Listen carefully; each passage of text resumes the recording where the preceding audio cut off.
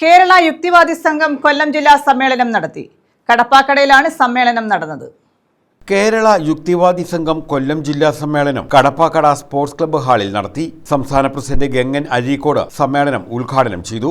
യുക്തിബോധവും ശാസ്ത്രചിന്തയുമുള്ള ആളുകൾ നമുക്ക് ഒരു മനസമാധാനത്തോടുകൂടി കിടന്നുറങ്ങാൻ കഴിയാത്ത അവസ്ഥയിലേക്കാണ് കാലം മുന്നോട്ട് പോകുന്നത്.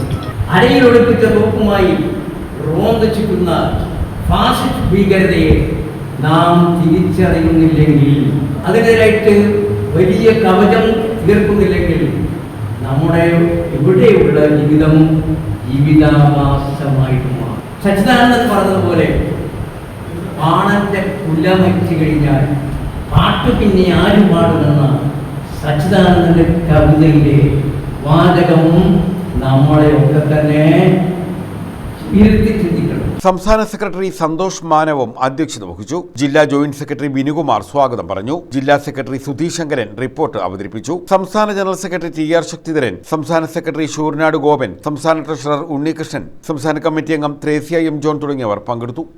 ന്യൂസ് ബ്യൂറോ, കൊല്ലം.